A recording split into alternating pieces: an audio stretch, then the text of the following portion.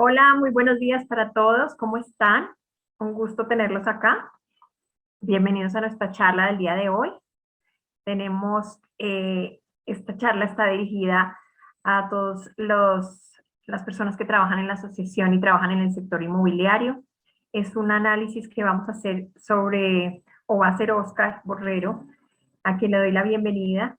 Hola, Oscar. Y Oscar preparó esta charla para que todas las personas que trabajamos en el sector inmobiliario tengamos una visión sobre cómo el POT de Bogotá, el Plan de Ordenamiento Territorial que viene desde el 2022 al 2035, afecta a nuestro sector. Oscar, buenos días, ¿cómo estás? Muy buenos días a Adriana y gracias por la invitación y a todos los participantes un saludo. Es un gusto tenerte, de verdad, Oscar. Te agradezco mucho esta generosidad que tienes siempre para con la asociación de brindarnos la información. Bueno, Oscar, adelante y muchas gracias, como te dije anteriormente.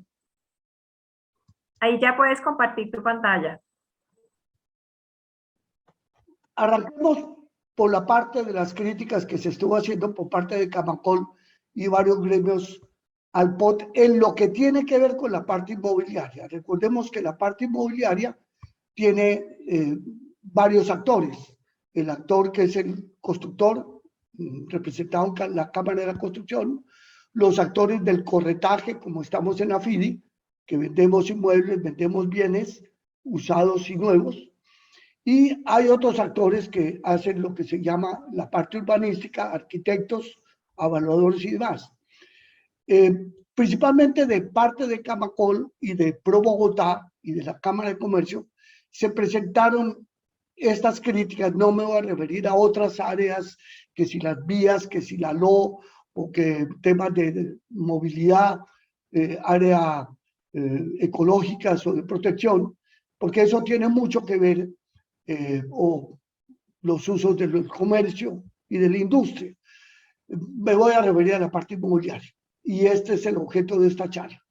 Digo Camacol fundamentalmente lo siguiente. Primero, las cargas en suelo de renovación encarecen de renovación y consolidación, pero especialmente renovación, encarecen la vivienda y dificultan hacer las viviendas que necesita la ciudad. El tamaño mínimo de la bici y de la vivienda es demasiado pequeño. Indicó también Camacol la necesidad de reglamentar muchas normas, más de 70 normas. Se criticó la eliminación de las UPZs porque nacen las UPLs, que voy a mencionar. La dificultad de consultar tantos planos de tratamientos, de actividades y demás para poder definir qué se puede hacer en un lote. Y la verdad a la que hemos llegado después de ya haber trabajado durante enero y febrero con el nuevo POT, con el decreto 555, pues no requiere mucho estudio. Vamos a poner algunos de los planteamientos que hizo Camacol, y esto es fuente Camacol Cundinamarca. Voy a poner unas 5 o 6 láminas de sus presentaciones que hizo en este año, porque ya hubo unas reuniones que presentó Camacol con Pro Bogotá y, bueno, en otros webinars que ellos plantearon. En este tema, el tema crítico es que nosotros tenemos un suelo consolidado de 17.000 hectáreas, Bogotá tiene 36.000 urbanas.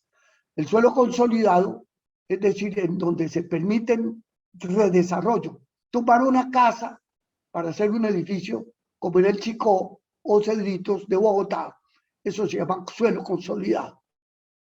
La mitad del suelo urbano de Bogotá es suelo consolidado. Pero, por ejemplo, Villa del Prado, Villa Luz, ciertas urbanizaciones, Madelena, eso no es consolidado, sino que ya tiene una norma urbanística que se debe respetar. Yo no puedo tumbar en una urbanización como Villa del Prado, Villa Luz, Madelena, no puedo tumbar una casa para hacer un edificio. Ahí hay que respetar las normas urbanísticas. Dice, no es suelo consolidado. ya digamos es conservación de ese tipo de urbanización. Lo mismo tampoco vamos a considerar las zonas de la Candelaria, la Merced, una serie de barrios que son de conservación arquitectónica y urbanística. Entonces, ¿qué nos queda? 17.000 hectáreas de las 36.000, que es la mitad de la ciudad como consolidada. Hay un suelo de renovación. Suelo de renovación es aproximadamente 7.000 hectáreas, que se puede hacer por plan parcial o por curaduría. Ese tema pues lo deben manejar más bien los urbanistas y los arquitectos y las compañías constructoras. Aquí lo que voy es detrás de qué incide todas estas normas, especialmente las cargas que se crearon. Entonces, crea el POT unas cargas que se llaman locales y generales en suelo de renovación, muy altas. Crea unas cargas en suelo consolidado, como decir el Chicó o Cedritos, que son más bajas, esas no son tan graves. Y crea el POT unas cargas en suelo por desarrollar, o sea, no urbanizado, que son 3.800 hectáreas más. O sea, a las 36.000 de Bogotá, para llegar a casi 40.000, tendríamos el suelo de expansión y el suelo por desarrollar o por urbanizar. Y estas cargas son relativamente elevadas. Entonces, las críticas de Camacol fueron que las cargas elevan mucho los precios de la vivienda, porque son cargas que hay que trasladarle al comprador final. Pero también son cargas que generan un gran impacto en los valores del suelo. Y ese es el tema que aquí me gustaría analizar más. Con todos estos planteamientos, digamos, Camacol y los gremios que intervinieron en esto le solicitaron en la propuesta que se presentó en el Consejo, porque hubo varias propuestas. La primera propuesta que llegó a la CAR, la segunda propuesta que llegó al Consejo Territorial de Planeación, la propuesta que entró al Consejo y la que salió finalmente en el decreto. Si vamos a comparar las primeras propuestas, las cargas eran elevadísimas. La propuesta no, el decreto que ya fue aprobado, incorporó muchas de las propuestas de Camacol o de otros gremios, y lo que sí es importante es que bajaron bastante las cargas. Cuando decimos cargos es lo que hay que pagar, como decir los impuestos sobre el suelo, porque una carga local y una carga general se deja en el sitio o se paga en dinero. Y aquí más adelante voy a explicar cuáles son todo ese tipo de cargas para no anticipar. Entonces, otra de las críticas importantes de la Cámara de la Construcción, y que está muy copiando aquí el slide de su presentación, es el área mínima en vivienda que estableció el POT. Eso sí no ha sido solucionado. Y así quedó en el acuerdo del POT y no se ve cómo se vaya a modificar. Establece que la BIS mínima, el tamaño mínimo de BIS es de 42 metros y el tamaño mínimo de VIP, pues también son 42 metros, porque BIS y VIP, usted no puede hacer VIP, que es vivienda de interés prioritario, no puede hacer por debajo de 42. Y en la BIS, que no es obligatoria, es decir, realmente no es BIS, es vivienda pequeña, no puede ser menos de 36 metros. Y Camacol presentó este cuadro que me parece importante que ustedes lo conozcan, o que lo conozcamos entre todos. Observemos aquí las ventas que se hizo por parte de Bogotá. Estamos hablando de Bogotá, no los municipios vecinos. Desde el 18 hasta el 21, para un total de viviendas. En total, las viviendas con menos de 42 metros, fíjense que el POT establece que mínimo se puede hacer viviendas de 42. Entonces, las viviendas por menos de 42 metros, en total se hicieron y se vendieron 104.000 viviendas en Bogotá. Por debajo de 36 metros, porque el POT solo permite 36 metros de vivienda. Para cualquiera, llámese bis o una vivienda de un estrato alto que quiere ser de una alcoba o de apartaestudio. Fíjense ustedes que aquí, en total, se hicieron 6.000 viviendas por debajo de 30 metros y 17.000 por debajo de 36 metros. ¿Qué era lo que hacía? Lo que se hacía. Bis o VIP pequeñitas. O en no bis, es decir, puede ser en el Chicó, en Chapinero Alto, en Cerritos, viviendas pequeñas. Lo que indica Camacol es que aproximadamente 25.000, 17 más 6.000, casi 24.000 viviendas se hicieron en estos 4 últimos años.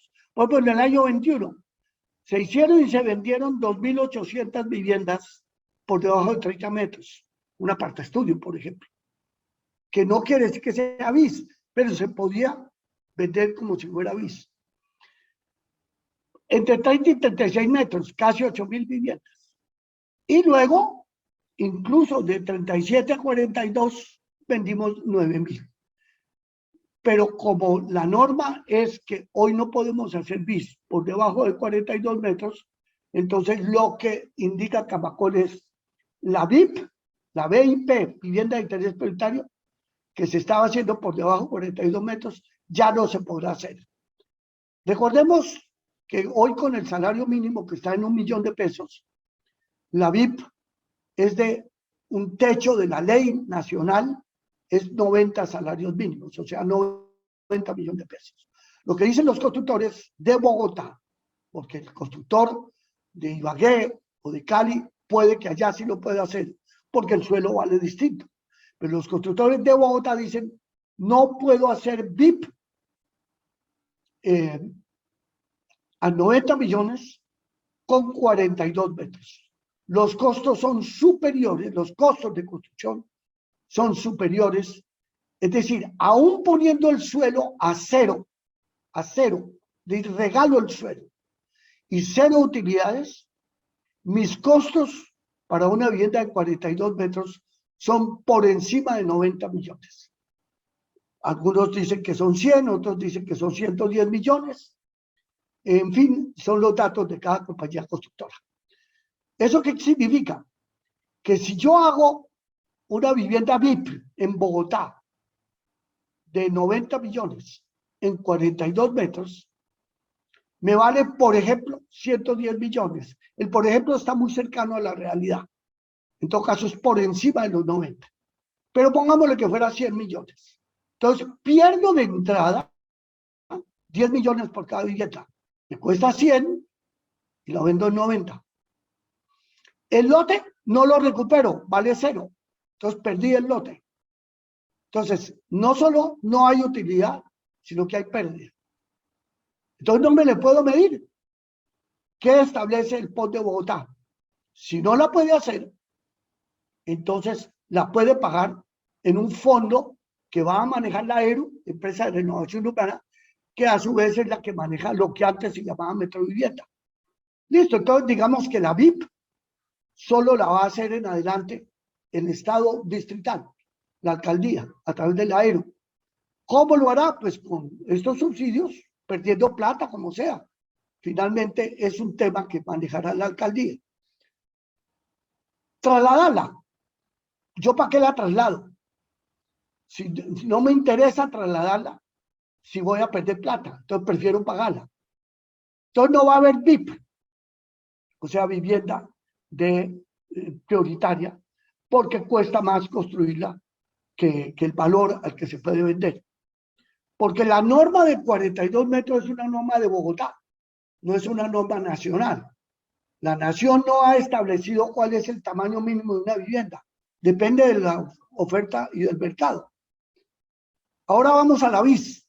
La BIS tiene un techo máximo de 150 millones para Bogotá y para las grandes ciudades. Las ciudades intermedias de 135 millones. Entonces, 150 millones de pesos significa, en ese caso, ¿qué es lo que yo puedo entregar por 150 millones? Hoy por hoy se pueden entregar en Bogotá 45, 46 metros.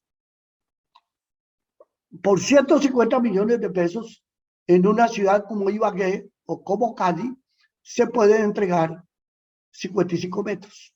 Entonces, ciudades que tienen suelo más barato, porque el costo de materiales de Cali, Ibagué y Bogotá es similar. El costo del salario mínimo también es similar. ¿Qué es lo que varía? El suelo. Entonces, quiere decir que en otras ciudades yo podría entregar más área que en Bogotá. En Bogotá, no. Entonces, ¿para dónde me voy yo como constructor? Que es lo que plantea Camacol.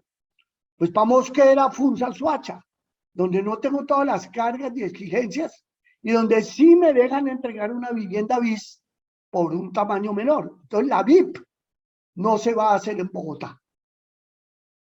La BIS cada vez se va a hacer menos en Bogotá. O sea, Bogotá poco a poco va a tener, no va a tener vivienda de menos de 100 millones de pesos porque no se puede hacer en Bogotá, no va a tener VIP. ¿A dónde tiene que irse el comprador de Bogotá? A Soacha, Mosquera, Funza. Pero Mosquera, Funza, en sus POT y en sus planes que ellos tienen, no quieren VIP, porque la VIP hay que subsidiarla tremendamente por parte del municipio. Subsidios en energía, en lo que se llama servicios públicos. Recordemos que el modelo de servicios públicos está establecido que los estratos 4, 5 y 6 pagan las tarifas de acueducto, de energía, de gas, por encima de lo que cuesta. El estrato 3 no tiene subsidio, pero tampoco paga subsidio, lo paga a lo que cuesta. Y el estrato 1 y 2 hay que subsidiarlo. Entonces, ¿qué pasa con una ciudad como Soacha, que no tiene sino hasta el estrato 4, o ya no hay 5 y 6? Que el 4 no alcanza a subsidiar el 1 y el 2, porque Soacha tiene un alto porcentaje de 1 y 2. Esto es algo perverso, porque significa que hacia los municipios que vamos a enviar la VIP y la BIS, porque Bogotá ya con el POT prácticamente le pone una traba para poderlo construir, hacia esos municipios, pues Mosquera y Funza dirán, a mí no me lo manden, yo aquí no permito VIP. Páguelo en un fondo, pero yo aquí no permito. Así la ley lo exige. Porque es que usted no puede bajo ley. ¿Ley qué quiere decir? El POT es una ley, es un decreto de un gobierno local. La ley nacional, que es la ley Vargas Lleras, que se planteó desde el año 2014-2015, estableció que el 20% del área útil de un nuevo desarrollo se hiciera en VIP. Y la VIP ya son decisiones que posteriormente el gobierno nacional va estableciendo si la VIP va hasta 90 o 100 o 110 salarios mínimos. Esto ya es un tema que se discute con el gobierno nacional para que modifique el techo de la VIP. ¿Por qué? Porque se asume que la VIP es para un salario mínimo. O sea, una persona que tiene un salario mínimo solo puede comprar una VIP, es decir, 90 millones. Una persona que tiene 2 salarios mínimos, entre 2 y 3, puede comprar una BIS, 135 millones en unas ciudades, 150 millones en otras ciudades. Entonces, esa es la implicación que para Bogotá representa que por ley quieran establecer, ¿qué podríamos decir? Hacer que el mercado se encasille dentro de un decreto local. En esto, la verdad, se le fueron las luces a las decisiones que estableció el POT de Bogotá, que supuestamente, si se hubiera podido discutir en el Consejo, a lo mejor habrían corregido este tema. Pero esto sí es un tema crítico en el cual Camacol tiene toda la razón. Vamos a pasar a otros temas que planteó también Camacol, porque hay dos puntos que podemos estar de acuerdo con estas críticas y otros puntos, pues que habrá otros gremios que digan que no están de acuerdo. Eso era tema de la discusión en el Consejo, pero que no se pudo dar. En desarrollo, que son estas 3.800 hectáreas que le quedan a Bogotá, pues se establecen una serie de cargas locales, cargas generales. Yo quiero pasar muy rápidamente sobre estas críticas porque necesito entrar a estas explicaciones ya por parte de lo que sale de estos, digamos, aplicación de estos artículos a la norma de Bogotá. ¿Qué críticas específicas en los no residenciales se está planteando Camacol? Que en un plan parcial, recordemos que cuando se exige plan parcial, en suelo de renovación, por ejemplo dentro de Bogotá, que sea de 2, 3 hectáreas, 2, 3 manzanas, ya no se hacen por curaduría, sino por plan parcial. O porque se quiere incrementar la edificabilidad dentro de Bogotá, que se exige renovación. O en planes parciales de expansión, como estaríamos en toda la zona del Plan Zonal del Norte de Bogotá, que se llama Ciudad de Lagos de Torca, que tiene 1.800 hectáreas para desarrollar. O en la zona de Usme, que tiene cerca de 500 o 600 hectáreas, y dentro de Bogotá quedan regados unos 1.000 hectáreas aproximadamente de suelo no urbanizado dentro de la ciudad de Bogotá. Si el tamaño de esos lotes o áreas dentro de Bogotá es superior a 10 hectáreas, hay que hacer plan parcial. Si es inferior a 10 hectáreas, se puede hacer a través de una curaduría. En los planes parciales se exige que se utilice aproximadamente un 8% del área construida en usos no residenciales. Esto en unas zonas puede ser que sea poquito, pero como mínimo se exige eso. Pues bueno, en el Plan Zonal del Norte de Ciudad de Lagos de Torca hay unos planes parciales que exigen mínimo 5% para uso comercial, para que no haya conjuntos residenciales que no tienen una tienda. Eso me parece razonable, eso es bueno. Pero puede ser que en algunas otras zonas exigir el 8 o el 12% sea demasiado. Y en esto, pues, Camacol hacía esta crítica. Proyectos superiores a 2 hectáreas de área neta ubicados en áreas estratégicas, áreas de actividad económica estratégica, deberán dejarse el 8%. Bueno, esto ya es un poco más en detalle que no me parece interesante detener. Las cargas generales en desarrollo, que están en los artículos que ahora voy a mostrar, según como lo presenta Camacol, son muy elevadas, y es cierto. Ya hemos hecho unos avalúos de suelo de desarrollo, es decir, suelo por urbanizar urbano, no suelo de plan parcial que está en expansión. De esas 1.000 hectáreas que están dentro de Bogotá, 1.200 hectáreas, nos hemos encontrado que el impacto es bastante elevado de estas cargas generales y locales, comparado con lo que había en el año 21, que era el decreto 327, que existía antes y que ya hoy ya no se aplica.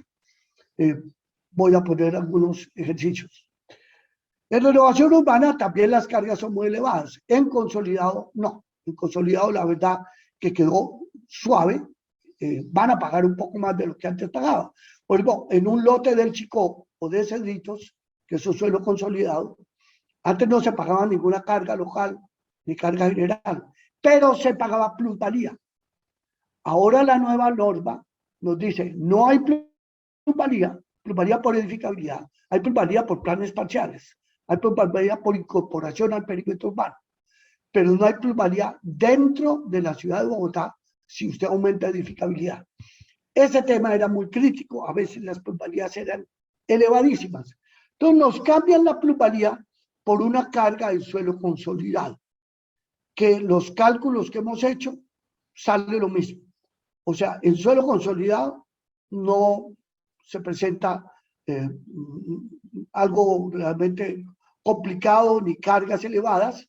Aceptaron las propuestas que se habían hecho en las discusiones y digamos que en el suelo consolidado, que como estamos hablando son 17.000 hectáreas, o sea, la mitad del suelo de Bogotá, del suelo urbano de Bogotá, pues prácticamente nos están cambiando la plusvalía por mayor edificabilidad por unas cargas ya ciertas, que son las que aquí nos establece el artículo 317, que según el índice de construcción va a variar del 5 al 10%, o sea, el espacio público dejan el 10%, pero si en un lote, por ejemplo, un caso que tuvimos que analizar la semana pasada de un lote de Chicó de aproximadamente 1.000 metros, si se aplica el espacio público 10%, de 1.000 metros son 100 metros. Cuando tiene un espacio público inferior a 400 metros, espacio público quiere decir un parque o equipamiento, se paga en plata. Entonces, digamos que lotes inferiores a 1.000 metros se van a pagar en plata, tanto el espacio público como el aporte en dinero. ¿Cuándo son 400 metros si es el 10? Pues un lote de 4.000 metros. Ya obviamente casi que estamos hablando de consolidación, no de desarrollo. Entonces casi no hay lotes de 4.000 metros dentro de Bogotá que estén urbanizados, quiero decir. Puede ser en unas zonas industriales, que ese es otro elemento interesante que voy a explicar un poco más adelante, qué pasa con las actuales zonas industriales.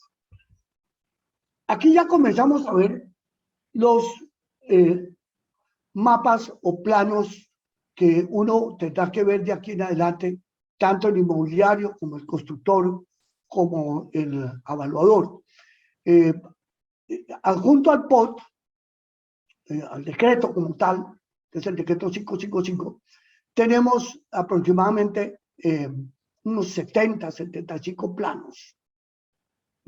Este es uno que se llama área de actividad. Fíjense que el área de actividad aquí, vamos a encontrar aquí varios tipos de actividad. Este color morado, ustedes alcanzan a distinguir allí en la presentación, estamos hablando aquí de este color morado. Aquí dice área de actividad de grandes servicios metropolitanos. Tiene un tipo de tratamiento, un tipo de manejo en las normas de construcción, usos, recepción de actividades económicas, por ejemplo, traslado para allí de comercio o de oficinas. En color naranja tenemos lo que se llama áreas de actividad estructurante que recibirían actividades económicas. Es todas estas partes de color naranja o café que ustedes ven aquí y que están también regadas por toda la ciudad.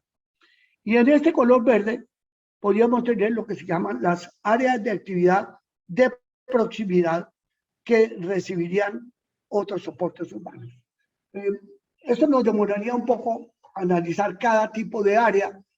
Creo que lo más importante es ver tratamientos y edificabilidad, porque lo que va a afectar los valores del suelo son los tratamientos y la edificabilidad. Obviamente este plano también te lo afecta. Por ejemplo, aquí está lo que yo quería indicarles a ustedes, que se llama tratamientos.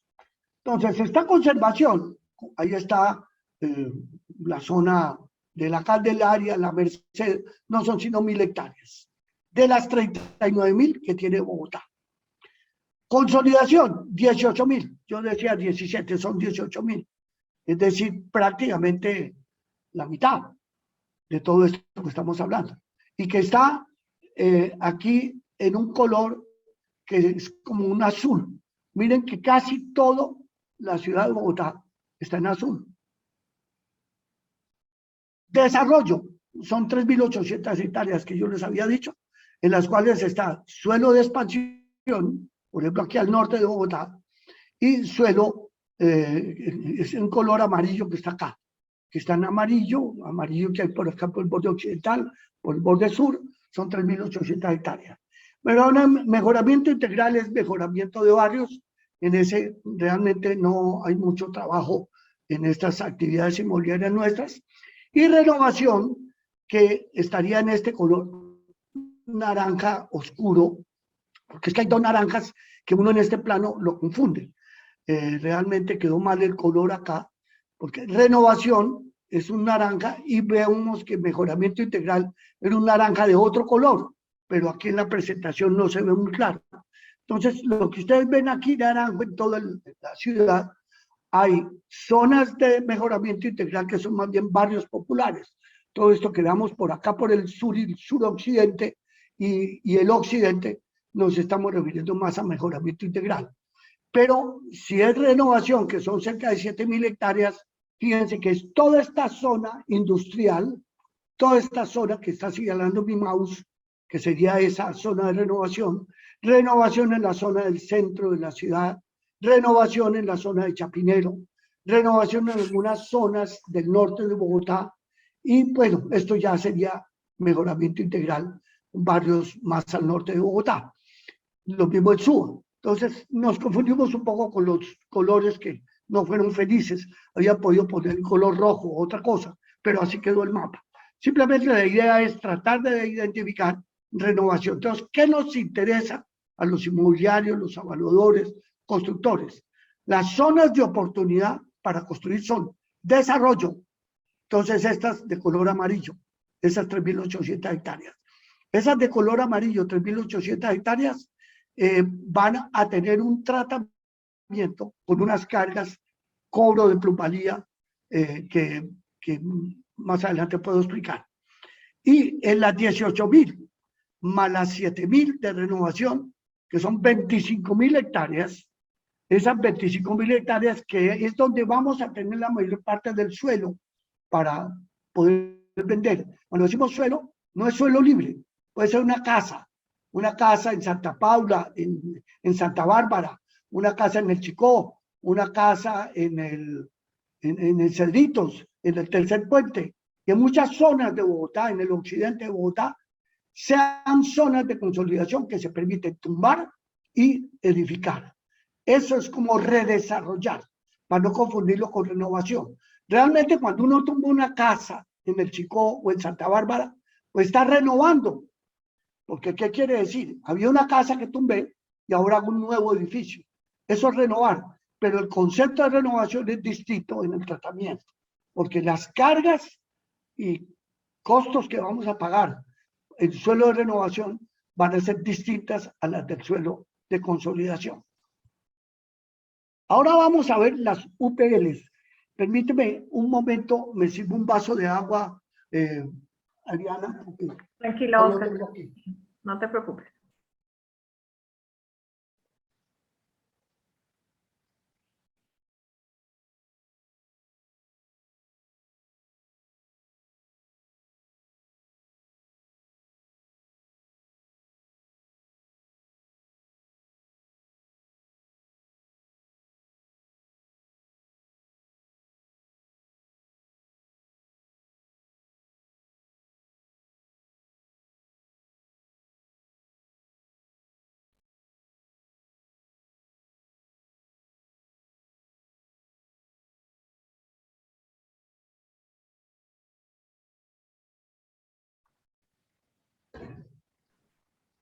Oscar fue un segundo con ustedes, pero me tocó salir a la cocina, porque estoy en mi casa, para servirme un vaso de agua, y no tuve tiempo de hacerlo al principio. Entonces, estoy acá, ¿me escuchas, Ariana? ¿Está oyéndose mi audio? Sí, señor. Acá Ok. está. Entonces, ya no va a haber un PZ. O sea, lo que antes teníamos definido los inmobiliarios, constructores, evaluadores, arquitectos, de que íbamos a las 105 UPZ que tenía Bogotá. Por ejemplo, la localidad de Chapinero, localidad es una división política, es decir, que tiene alcalde menor, que eso continúa siendo Bogotá, porque eso no se cambió. La localidad de Chapinero tenía varias UPZs. Tenía la UPZ del Chapinero, tenía la UPZ del Chicó, tenía la UPZ del Chicó Refugio. Había como 3 UPZs o 4, no me acuerdo. Lo mismo la localidad de Usaquén, que allí está Santa Bárbara y todo el norte de la parte norte de la ciudad de Bogotá, tenía muchas UPZs. Como les digo, había 105 UPZs que teníamos ya la costumbre de consultarla para ver qué norma tenía. En la UPZ teníamos la norma de edificabilidad, es decir, alturas, usos, y en fin, hasta aislamiento se tenía todo eso. Ahora se establecen aproximadamente, ahora se establecen 35 UPLs, unidades de planeamiento local. Fíjense, acá tengo el plano de las UPLs. Ustedes entonces tienen que bajar el plano de las UPLs, o sea, de planeamiento, unidades de planeamiento local. ¿Y qué me deben mirar? Ya comienzo a explicarles cómo encontramos la norma de cada sitio o lote. Por ejemplo, estoy en la UPL de Chapinero, que es la 23, porque después viene la UPL de Usaquén. De aquí se me sale porque después hay otra UPL. De hecho, la localidad de Usaquén se dividió en 2 o 3 UPLs. Chiquene se dividió en 2, Suba como en 3. En fin, cada UPL se divide. Entonces, aquí voy a meterme en la UPL de Chapinero y voy a colocarme a tratar de buscar aquí la edificabilidad de esta zona del Chicó, solo para que ustedes tengan idea cómo lo voy a buscar. Entonces, aquí tenemos, fíjense ustedes, me voy a la UPL de Chapinero y entonces bajo el plano de edificabilidad, son, como les digo, son 35 planos de edificabilidad, porque son 35 UPLs. Entonces, bajo el plano de edificabilidad, que está ahí en la página del POT, está en la página de planeación, eso es de libre acceso. Y me encuentro aquí la parte norte de la UPL de Chapinero. Está la 100, no sé, ¿tú ves el mouse, Adriana, que estoy moviendo? Sí se ve. Sí, lo que quiero ver es que sí se ve. Entonces, aquí está la 100, aquí está la 11, aquí está la 15, aquí está la Norte Quito Sur, la novena, la que se vuelve novena. Y entonces vamos a poner cualquier manzana, por ejemplo, este sector entre la 11 y la 15, que obviamente pues es el Chicó. Y aquí me dice C, un slash y un 6. ¿Qué quiere decir C? Que es consolidado. Le toca todas las normas de consolidado. Voy al POT y miro ahí el capítulo de consolidado para ver qué normas son y qué cargas tengo que poner. Y me dice 6, máximo 6 pisos. Pero si yo me voy acá, entre la 11 y la 15, y entre la 94, que esta es la 94, y la 92, me dice TA, quiere decir tipología aislada. Puede hacer entre 6 y 8 pisos.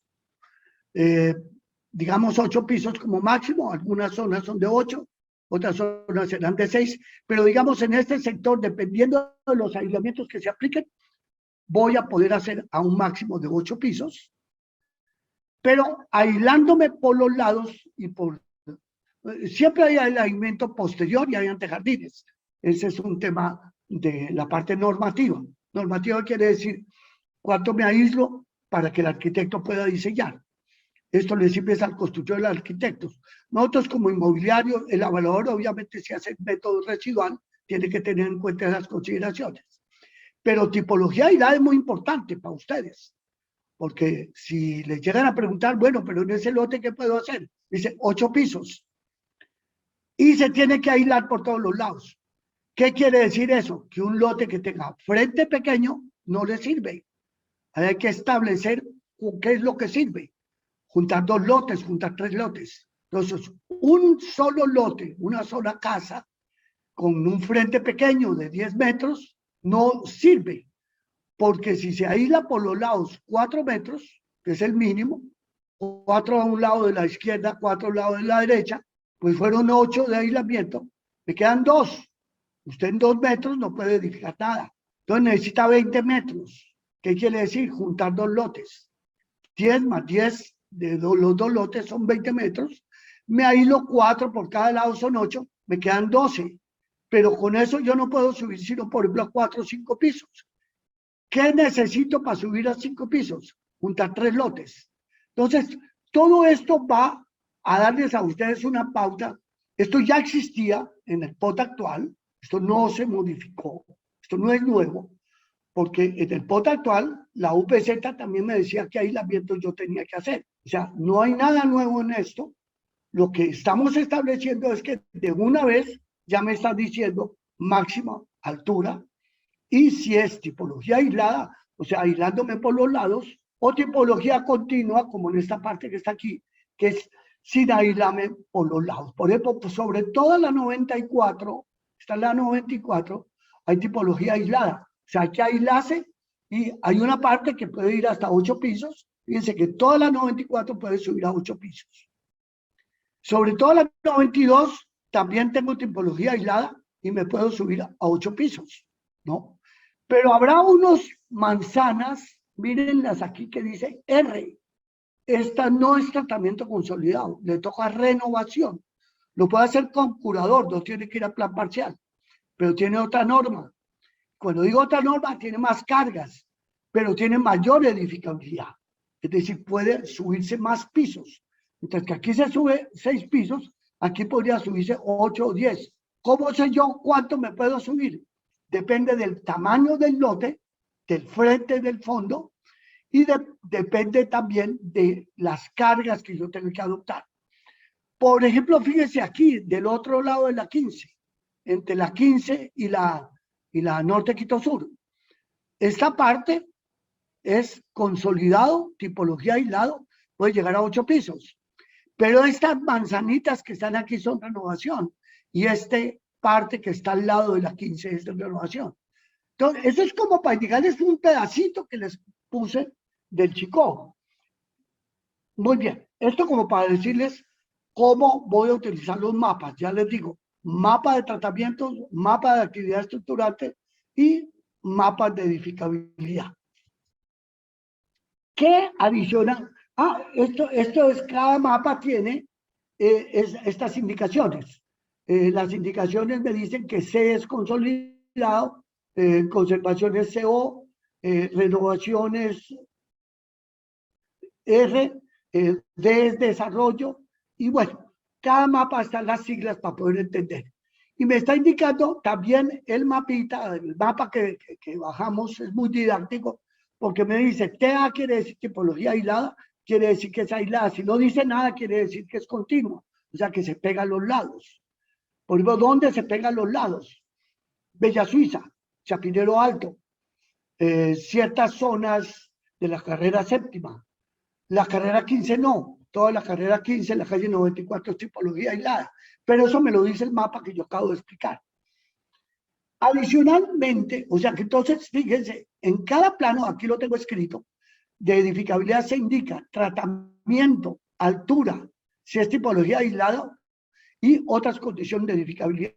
Pero si yo ya quiero mirar, ya como arquitecto, ya como constructor, esto no sería para el inmobiliario, no para nosotros, pero sí para el arquitecto o el constructor, que ya quiere saber en ese lote qué puede hacer, cuánto se aísla, si los antejardines son de 3 o de 5 metros, si el aislamiento posterior es 4, 5, 6 metros según la altura, y el lateral, entonces se debe consultar lo que se llama anexo de normas o manual, que viene dentro de esos documentos que están anexos al POT y que se pueden bajar. Ahí voy a encontrar aislamientos, antejardines, estacionamientos, o sea, parqueaderos, zonas comunales, sótanos y exigencias normativas. No me detengo aquí. Y ya luego viene entonces todo el esquema de cargas que en este caso es bueno tener en cuenta lo que quedó en el decreto. Aquí teníamos, esta es una comparación que hizo Camacol, me parece interesante verla, en el caso de renovación urbana. Fíjense que renovación urbana está poniendo índices de construcción. Aquí a la izquierda tenemos índice de construcción que va desde 1 hasta 6, porque ya para subir más necesitaría plan parcial. Pero digamos, en un índice de 4 a 5, estamos aquí. ¿Cuánto es lo que estaban pidiendo y cuánto quedó? Miren ustedes cómo bajó. La propuesta inicial era 51% para dejar en sitio espacio público, lo bajaron a 45%. Perdón, en sitio 20%, se pedía el 36% y el resto se pagaba. Entonces, hoy vamos a tener en un suelo de renovación, digamos, este suelo consolidado que es el mayoritario. Suelo consolidado que es el mayoritario, se pedía mucho en sitio. Miren ustedes lo que pedían aquí. Para un índice de 4, ¿qué es índice? ¿Cuántas veces se puede hacer el lote? Entonces, un lote de 1000 metros con un índice de 4 quiere decir que puede hacer 4000 metros cuadrados construidos. Ahí no se cuentan los parqueaderos ni los sótanos. Se cuenta desde el primer piso para arriba. Entonces, índice de 4 significa que multiplico por 4 el valor del lote, el tamaño del lote, para poder hacer allí un área construida. Y resulta que del índice depende el valor del suelo. Entonces, ¿de qué depende el valor del suelo? El valor de una casa en el Chicó, el valor de una casa en Ceditos, en Tercer Puente, casa para tumbar, quiero decir, o sea, suelo. Depende de la edificabilidad, que es el índice. Ese índice de 4, yo lo puedo hacer con 6 pisos o con 12 pisos. Habrá unas zonas donde me diga cuál es el máximo de pisos, otras zonas con que me digan máximo de edificabilidad. Pero el índice es el clave. A mayor índice, mayor valor del suelo.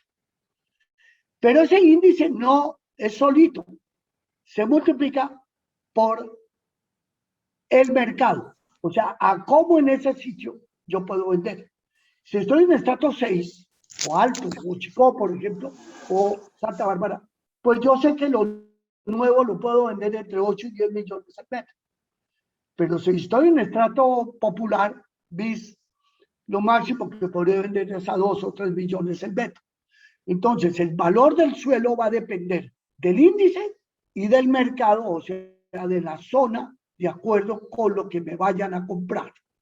Esos dos elementos los tiene en cuenta un constructor, los tiene en cuenta un evaluador. Y ustedes como inmobiliarios que manejan corretaje, que manejan ventas de inmuebles, lo tienen que también tener en cuenta. No solamente qué índice pueden hacer allí, altura, número de pisos, sino también si ustedes están en una zona que es de estrato 5 o 6 o una zona que es de estrato 1 o 2. Que no es lo mismo un índice de 4 en un barrio de estrato 2 que un índice de 4 en un barrio de estrato 6. Los valores de hecho no van a cambiar. ¿Cuáles son las cargas como quedaron en la versión decretada? Decretada quiere decir lo que ya salió. Fíjense que había propuesto en sitio para un índice de 4, 36%. ¿Y cómo quedó? 10%. O sea, se modificó. Precisamente lo que entró. ¿Qué es lo que aquí pasó? Pues que pidieron mucho para poder rebajar, porque así son las negociaciones. El POT inicial pidió demasiado y las discusiones con los constructores, sociedad de arquitectos, camacoles, en fin, todos los que participaron, Cámara de Comercio, dijo, eso es demasiado elevado, eso no se puede hacer. Entonces, cuando hoy vemos el nuevo POT, no podemos hablar de las críticas que se le hicieron al viejo POT. ¿Cuál es el viejo POT? Pues la versión inicial del POT. Como yo les dije, fueron 4 versiones. La de la CAR, la inicial, que era altísima.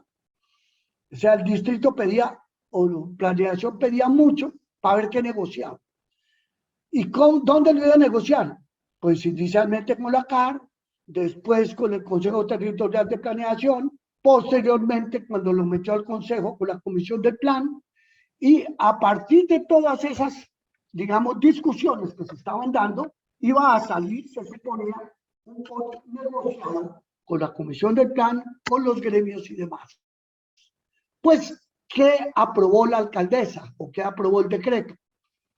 Realmente en el tema de consolidación, las cargas son pequeñas. Ahí yo no tengo objeciones.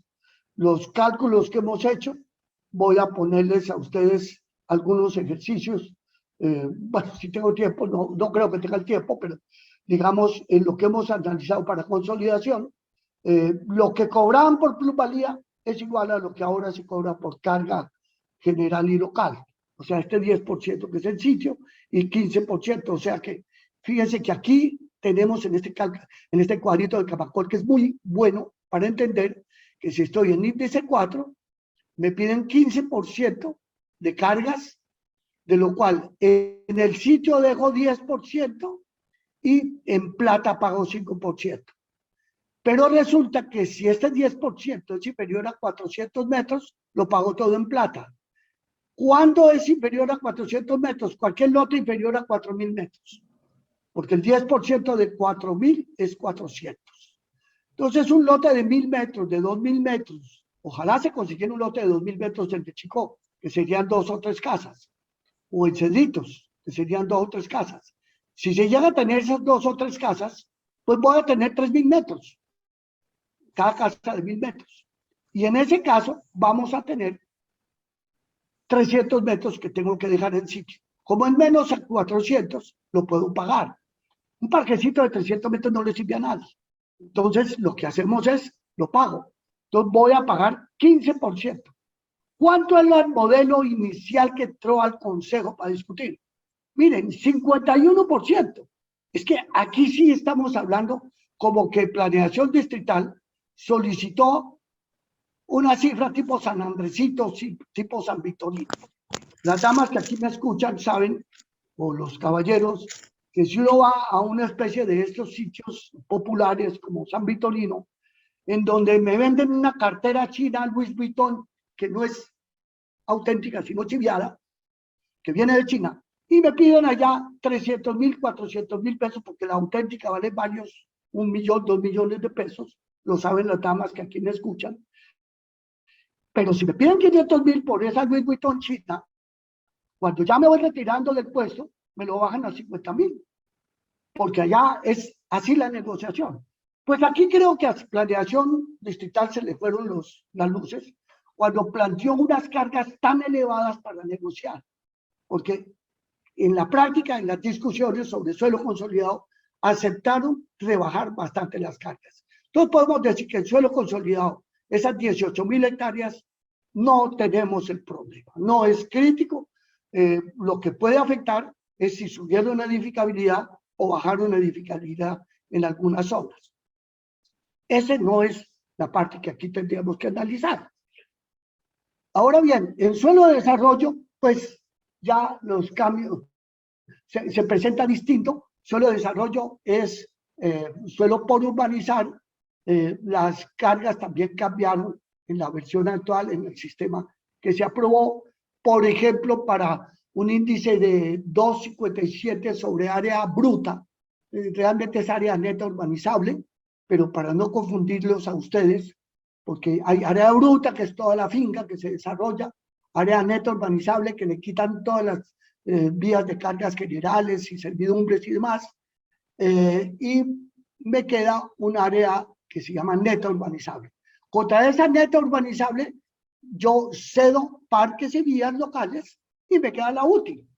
Pero aquí es un índice que se llama 2,57 sobre lo que podríamos llamar un área bruta si no tuviera cargas generales. ¿Qué era lo que exigían inicialmente en sitio? 29,6%, hoy exigen el 18%, bajó también. Y en fin, podríamos decir que lo que ya se puede hacer en desarrollo es menos exigencia, pero en mi opinión los cálculos que ya he hecho para suelos de desarrollo es bastante elevado. Es decir, eso sigue siendo mucho más alto de lo que antes se tenía en el llamado decreto 327. Podemos dejar toda esta parte de renovación. Por aquí tenemos mucho tema que tiene que ver, son los decretos. Por ejemplo, aquí está el que corresponde a la obligación urbanística en suelo para espacio público.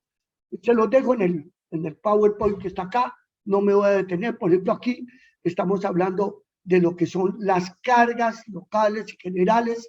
Hay que ir acudiendo a todos estos artículos. Este es para suelo y viene la BIS.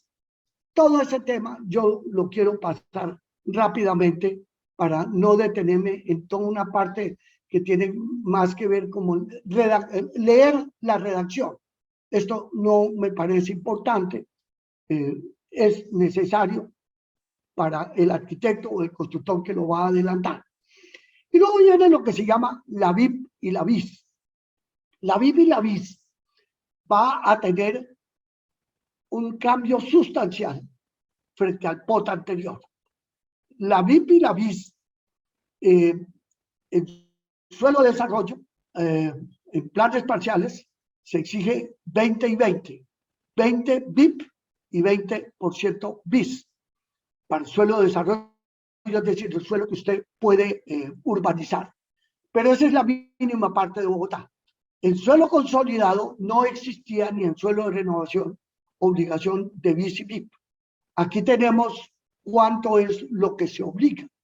Por ejemplo, hasta índices de 4 sobre suelo útil, usted, el constructor, puede escoger 6% BIP del suelo útil. O sea, si tengo 1000 metros, 6% para BIP, 6% es 60 metros.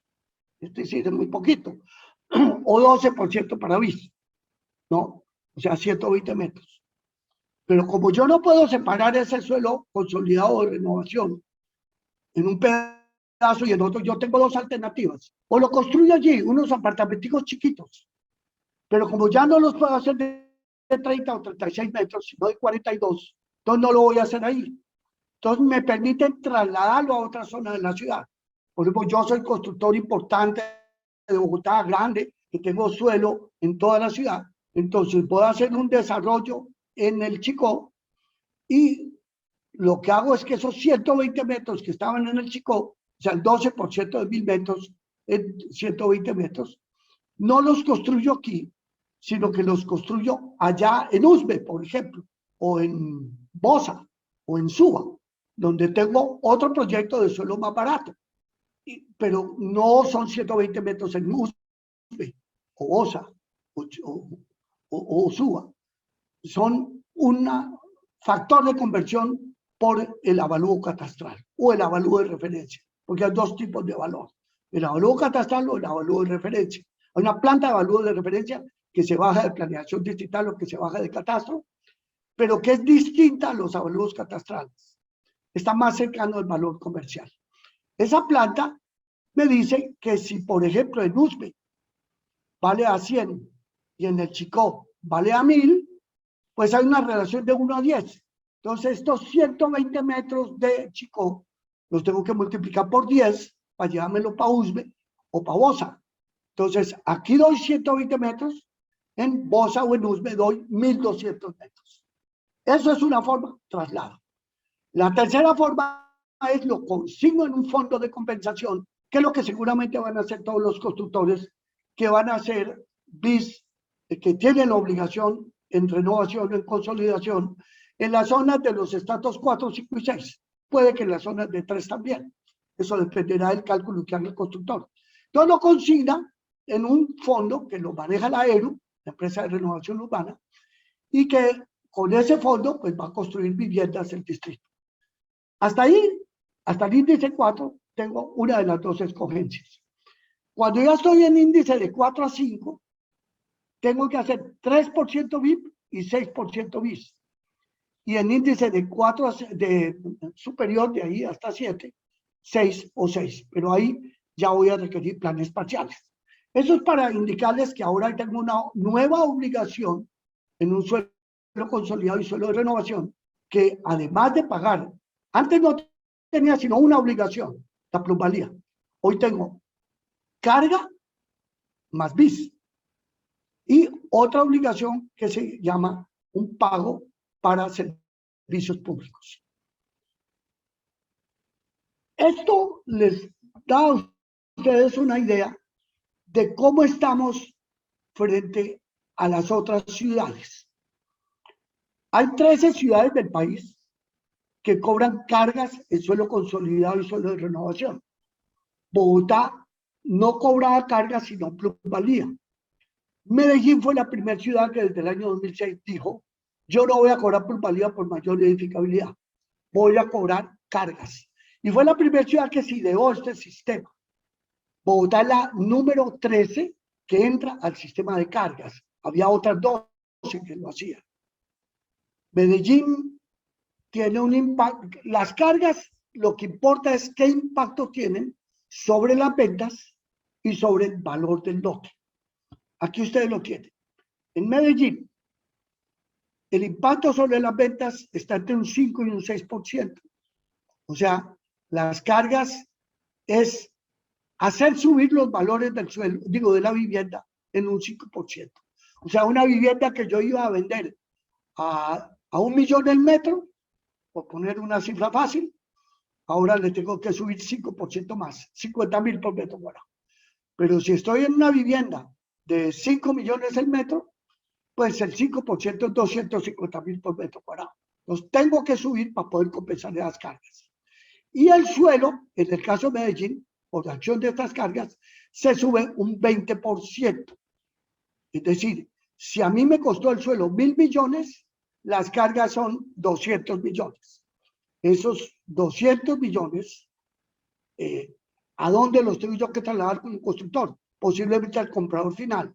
O le digo al dueño del suelo, yo no le pago estas cargas, rebájeme el suelo. Por eso es que es un tema de negociación. Ciudades como Bucaramanga, Barranquilla y otras ciudades, el impacto era pequeño o es pequeño. No sube el suelo más del 5% y el valor de venta no sube más del 12%. Pereira, hoy por hoy, lo está modificando. Precisamente en la reunión que acabo de terminar era con el grupo del POT de Pereira, porque estoy asesorando este tema en Pereira. Hoy por hoy, Pereira es la segunda ciudad que más cobra después de Medellín.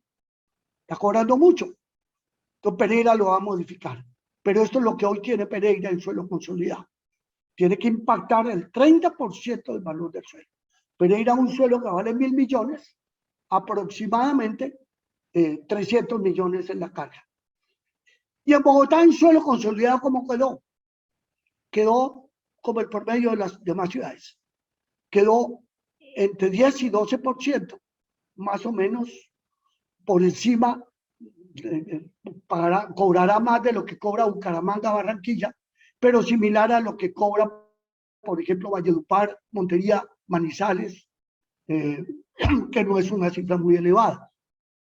Y el impacto sobre el suelo en Bogotá va a estar en alrededor de 10-12%.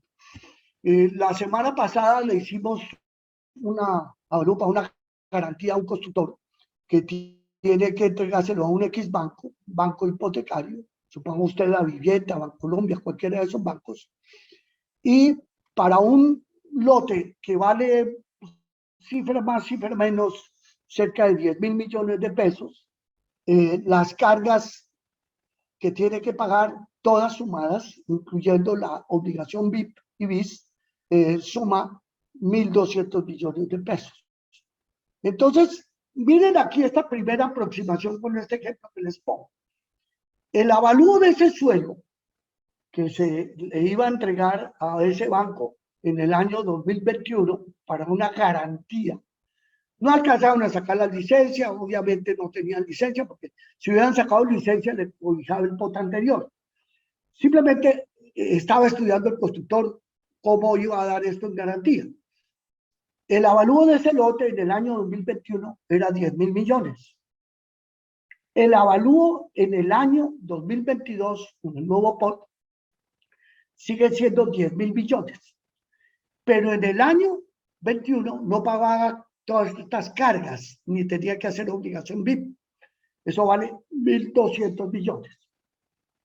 Si ese propietario del lote, en este caso estoy hablando de un constructor que ya va a construir, si ese propietario del lote se lo fuera a vender, que hoy no es un lote con una casa, aproximadamente 1.000 metros, 1.080 metros, 1.100 metros, no me acuerdo bien. Si ese lote se lo va a vender a un constructor, el constructor ahora, ¿qué hace de análisis? La edificabilidad es la misma. En ese sitio no cambió la edificabilidad. 6 o 8 pisos. Es lo mismo que les acabo de mostrar en el mapa de edificabilidad. Entonces, si yo podía hacer 6 pisos, hoy también puedo hacer 6 pisos.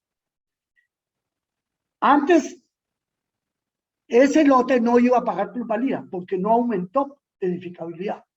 Porque la edificabilidad, cuando cambia de 6 a 10 pisos, aumenta edificabilidad, se le cobra plusvalía. Ese lote no iba a pagar plusvalía. O sea, simplemente valía los 10.000 millones que estoy redondeando la cifra. Ahora el constructor viene y dice, ahora me toca pagar 1.200 millones de 4 cargas. ¿Cuáles son las 4 cargas? Carga local y general, que son unos porcentajes que ya les mostré en uno de los cuadros anteriores, el que hizo Camacol. Más una carga que va para el acueducto. Quiere decir en este caso, un impuesto para el acueducto, para ampliar redes. ¿Cuál es la tesis de planeación? Que no es otra tesis que la que tiene Medellín y la que tiene otras 12 ciudades. Si usted me tumba una casa, estaba en el Chicó, y ahora va a ser un edificio con 20 o 40 apartamentos, allí yo voy a tener que ampliar redes de acueducto y alcantarillado. Ustedes lo han visto, los que viven en Bogotá, todos ustedes, la mayoría están en Bogotá, pues hemos tenido que hacer unos cambios sustanciales de redes en el Chicó, porque no aguantaron las redes del Chicó. Lo mismo que sucedió hace un tiempo en Cedritos. Entonces se cobra un dinero para que el acueducto tenga con qué ampliar redes. Eso no lo inventó Bogotá, se lo inventó Medellín y otras ciudades lo han venido aplicando. Entonces Bogotá cobra esta carga para ampliar redes.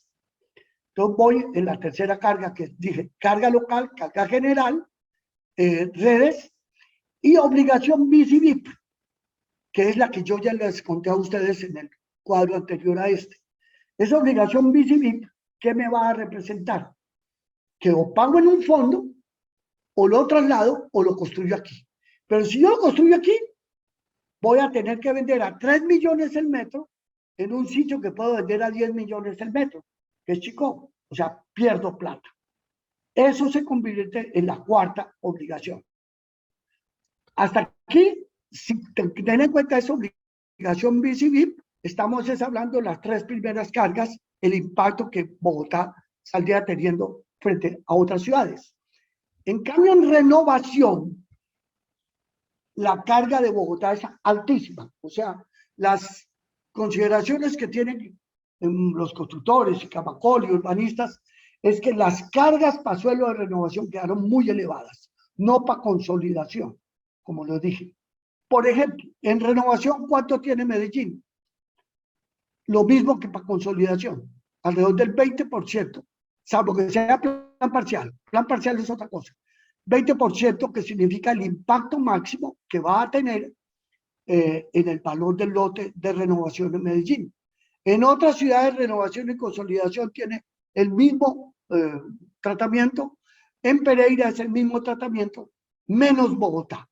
Bogotá estableció que el tratamiento en renovación será distinto de consolidación. Las cargas en renovación van a ser más altas. Fíjense que aquí el impacto en el valor del suelo en Bogotá va a ir en renovación entre el 20 y el 35%, pero en consolidación entre el 10 y 12%. O sea, vuelvo aquí. Ese lote que acabo de mencionarles del Chicó, que está en consolidación en 1.000 millones aproximadamente, si pasáramos a renovación, las cargas podrían sumar 3.000 millones. Eso sí ya es grave.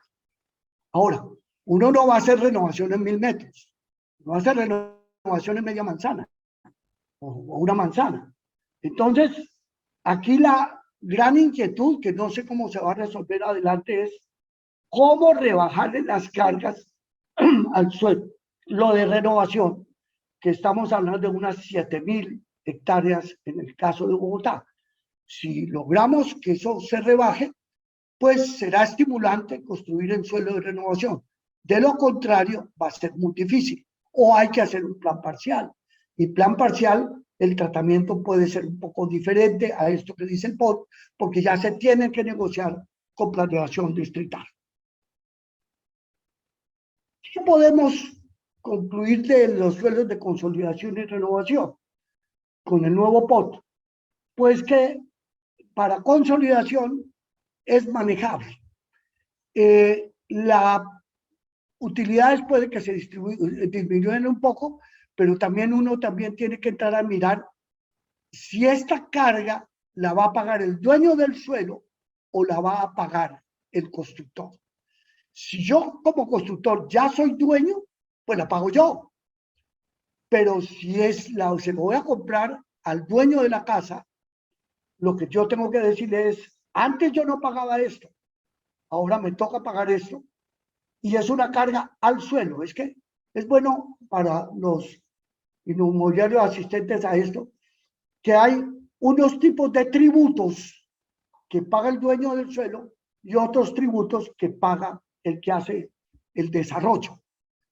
Por ejemplo, el predial lo paga el dueño del suelo, la contribución de valorización del dueño del suelo. Si hay una hipoteca, la paga el dueño del suelo. Esos son, digamos, cargas que le corresponden al suelo. Cuando se estableció la plusvalía, la paga el dueño del suelo. Si hay un suelo que antes podían ser 4 pisos y ahora 8, entonces, en el momento de la transferencia, porque así lo tiene establecido en nuestras ciudades y la ley, transferencia es decir, compraventa, hay que pagar la plusvalía. Entonces, cuando teníamos el modelo de plusvalía de Bogotá, que ya no, pues no lo tiene, sencillamente el constructor solicitaba, que era el comprador, que se liquidara la plusvalía de ese lote que tenía inscrito en la matrícula inmobiliaria. Uno no puede cobrar plusvalía si no está escrito en la matrícula inmobiliaria. Entonces ahí decía, predio sujeto a plusvalía. Entonces se liquidaba, lo liquidaba la Secretaría de Hacienda, lo liquidaba Catastro, Planeación, el que fuera, y decía, este lote debe 1.000 millones de plusvalía.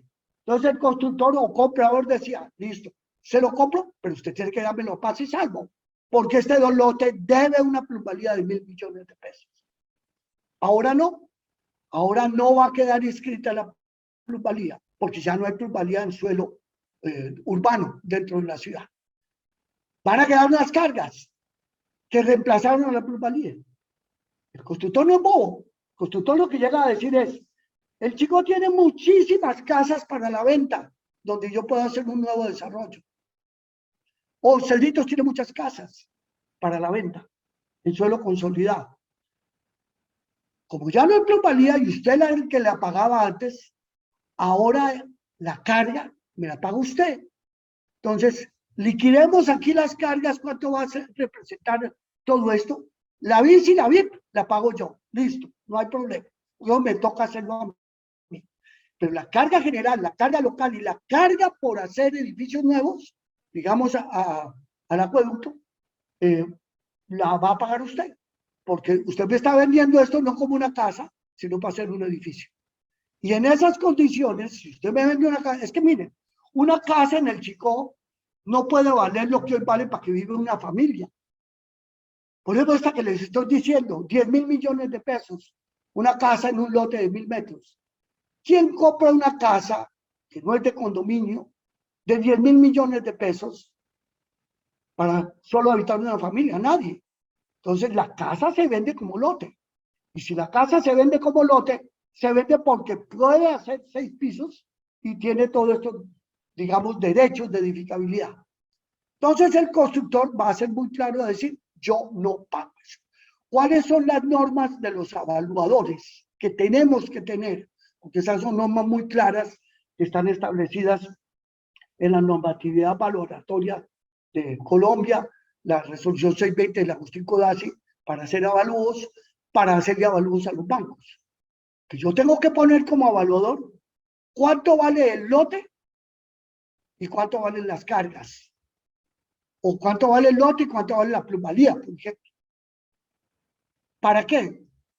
El banco, ¿cómo aceptaría este lote? Como garantía. No a 10.000 millones, sino a 10.000 millones menos los 1.200 millones de las cargas que hay que pagar. Entonces la garantía se le rebaja al banco y se le rebaja al propietario. ¿Por qué? Porque las cargas no van a ser pagadas por el que sigue, que es el constructor. El que sigue, que es el constructor, va a pagar el impuesto de alineación, va a pagar la licencia de construcción, va a pagar la BIS y la VIP. Y de pronto otras cosas que le cobre el municipio para poder hacer el desarrollo. Pero las que le corresponden al suelo, las debe pagar el dueño del suelo. ¿Eso qué implica para todos los inmobiliarios y para todos los evaluadores? que después del nuevo POT, los valores del suelo en cualquier zona consolidada cambian. O sea, un avalúo de garantía de un banco hecho en el año 2021 ya no sirve en el 2022. Los avalúos que se hacían normalmente para bancos o para entidades del Estado o para contabilidad tienen una vigencia de 1 año, a veces de 2 si es para contabilidad. Pero si son de garantía, garantía quiere decir le presto hipoteca sobre eso, ahora cambiaron. ¿Por qué cambiaron? Porque unas zonas aumentaron la edificabilidad, mientras que otras zonas disminuyeron la edificabilidad y otras le quedaron cargas. Quiero correr un poquito para aceptar preguntas. Lo mismo veríamos en renovación. Y luego estarían las cargas del suelo de desarrollo. Les doy este dato que acabo de hacer esta semana en nuestra oficina para una compra-venta. Hay un suelo de desarrollo dentro de Bogotá de unas 2 hectáreas que nos tocó hacer en el año 21 para una negociación. Digamos 20.000 metros, 25.000 metros.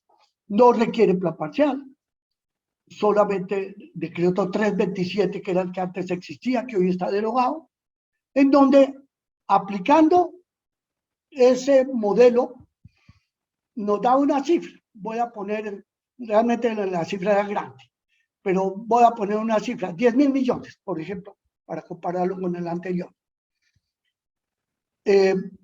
Asumiendo el 327. Eso valía y se podía hacer la negociación en 10.000 millones en el año 2021. En el año 2022, después del POT, con las nuevas cargas en suelo de desarrollo, ese lote bajó 35%. O sea, si valía 10.000 millones en el 21, bajó a 7.500 millones en el 22. Esa sería la garantía hipotecaria. Pero ese sería el valor de compraventa. Supongamos que un constructor compró ese lote en 10.000 millones el año pasado, en el 21, y ahora le toca pagar 3.500 millones de pesos más de cargas o de menor edificabilidad, porque es que aquí hay un concepto entre edificabilidad, altura, cargas. Hay que mezclar todo esto. El suelo de desarrollo cambió mucho porque tiene menor edificabilidad, no el plan zonal del norte, claro. Estoy hablando de las 1.000 o 1.200 hectáreas que quedaron dentro de Bogotá como suelo para urbanizar. ¿Qué hubiera pasado con esa persona que compró 10.000 millones y salió el nuevo POT y le dijo, la edificabilidad bajó, o sea, puede hacer usted menos altura, menos vivienda, y además le suben las cargas? Pues que él perdió 3.500 millones de pesos ahí. ¿Ven por qué es tan clave que ustedes a sus propietarios les digan, las cosas en Bogotá cambiaron de un año para otro? No estoy hablando del COVID, no estoy hablando de crisis económica, ni siquiera me estoy hablando de problema político de elecciones, porque eso altera el mercado. Me estoy refiriendo al cambio que originó el POT, en este caso el suelo de desarrollo urbano, o sea, dentro de Bogotá, lo que antes era decreto 327. ¿Qué también cambió? Suelo consolidado, que ya les dije no cambia mucho, porque me cambia la plusvalía por unas cargas, y suelo de renovación. Entonces, en cada caso nos toca determinar en nuestras propias inmobiliarias qué es lo que ustedes tienen para la venta. Porque si ustedes tienen para la venta apartamentos, eso no cambia. Si son oficinas, no cambia. Locales de un centro comercial, no cambia. ¿Qué va a cambiar? Las zonas específicas que cambiaron la edificabilidad. Por ejemplo, toda la zona industrial, Puente Aranda, Gorgonzola, Pensilvania, Montevideo, que ya se los mostré en un plan de tratamientos, va a poder hacer uso distinto de industria. En esa zona yo no podía hacer sino industria. Ahora con el nuevo POT se puede hacer otros usos, por ejemplo, vivienda. Son zonas muy buenas. Ustedes se han dado cuenta que debido a los problemas de acceso de la carga a Bogotá, de las dificultades de acceso por la calle 13 o por la autopista sur, de un camión, pues las bodegas se han ido saliendo para Funza, Mosquera o Tocancipá Norte, a Siberia, por ejemplo. Entonces se están desocupando muchas bodegas de adentro de Bogotá, bodegas viejas, de Palo Quemado, Puente Aranda, Montevideo, Gorgonzola, Pensilvania. Y el nuevo POT nos cambia la posibilidad de darle otro uso. Obviamente allí hay unas áreas de actuaciones estratégicas, faltan unas reglamentaciones, pero la idea es que donde estaba esta zona de bodegas, y la gran ventaja es que son, de pronto una bodega ocupa toda una manzana, son oportunidades buenísimas para esos propietarios de bodegas que ni las vendían ni las arrendaban. Hoy esos dueños de bodegas, lo que vale es el lote, que va a poderse hacer edificios en altura, se van a poder hacer viviendas. Esa es la parte positiva, porque no todo es la parte negativa. Aquí no tenemos solamente que hablar de elementos negativos, sino también positivos. Por ejemplo, otros aspectos positivos. Yo no sé si ustedes ya estudiaron que el barrio Santana era un barrio que solo se podía tener una vivienda en un lote. Allá son lotes de 1.000, de 1.500 metros. Son casas que por lo menos en el valor catastral están a 5.000 millones, es decir, una casa no baja de 5.000 millones en el catastro. Y en términos de ventas, comercialmente puede estar entre 5 y 7.000 millones. Pero usted, ¿para qué compra una casa con un impuesto predial de 70 millones anuales, que vale 5.000 millones en el catastro y 6 o 7.000 millones en el comercio, para una sola familia? Una persona rica que tenga buena capacidad se va para allá. ¿Qué es lo que ha pasado en Santana? Que los herederos, después de que se murieron los más viejos, no tienen a quién vender esas casas, porque nadie quiere comprar una casa para vivir una sola familia. Hay un listado que sacó la Asociación de Santana de 120 casas para la venta que la quieren vender. Puede que no estén los motores de búsqueda en los metros cuadrados. Algunas de esas casas a lo mejor las tienen ustedes. Pero miren la oportunidad que hoy se da. Hoy se permiten 3 pisos y por lo menos 20 viviendas en un lote. ¿Cómo? Los cálculos que han hecho algunos arquitectos, no lo he hecho yo, pero me lo han dado algunos arquitectos, es que en un lote de 1.000 metros, quitando aislamientos, haciendo los 3 pisos, puedo hacer 20 viviendas de 100 o 120 metros. Una vivienda de 100 allá se puede vender a 12 millones al metro. 1.200 millones. Va a haber compradores para 20 viviendas a 1.200 millones, las que usted quiera.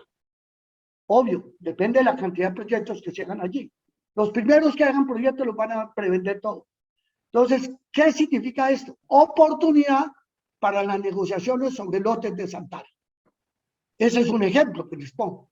Pero otras zonas, los cerros de Suba, aumentaron densidades que estaban restringidas, lo que se llamaba densidad 4A y 4B. Lo hicimos hace poco para un lote que se quería vender por parte de un propietario y que tenía, no sé si 3.000 o 4.000 metros, en donde con la densidad anterior no podía hacer sino 6 viviendas, hoy puede hacer 40. ¿Eso qué cambia? Primero que se vende y segundo que darle más. Entonces, son zonas, porque las densidades máximas se eliminaron. Había densidades restringidas en 4A, 4B, 4C, 4D. Esos eran los rangos que había anteriormente en el POT anterior. Y casos como el caso de Santana o algunas urbanizaciones, Santa Bárbara Alta es otro que también queda en esa condición, ahora se les elimina el techo de densidad. Está también el tema que hablamos de los... por ejemplo, hay otra cosa positiva que ustedes tienen que también tener en cuenta. Si hay algún lote o finca allá en la reserva Van der Kamen o en el bosque oriental de Bogotá, es decir, aquí en los cerros de Bogotá, o en los partes, pues en todo caso de Bogotá, que es suelo protegido, si ustedes van a vender una finca o un lote en la reserva Van der Kamen, la reserva Van der Kamen tiene cerca de 2.000 hectáreas al norte de Bogotá. Usted no puede allí sembrar flores, no puede hacer sembrados. Por el momento le dejan pastoreo de vacas, pero le obligan a sembrar árboles y no se lo compra el Estado. Lo mismo en el bosque oriental de Bogotá. Y no puedo construir. O sea, tengo lo que se llama el cariño verdadero. No lo puedo vender ni se compra ni se vende. Es un problema complicado. La ley 388, la ley de ordenamiento territorial, estableció que cuando usted haga suelos ambientales o suelos protegidos, debe darle la compensación. Claro, no le cobra predial, eso es lo mínimo. Ahora se acaba de establecer que esos suelos tienen posibilidades de vender derechos de construcción, o sea, transferencia de derechos de construcción. Sería largo explicar esto, pero esos suelos se van a poder vender y van a adquirir derechos de construcción.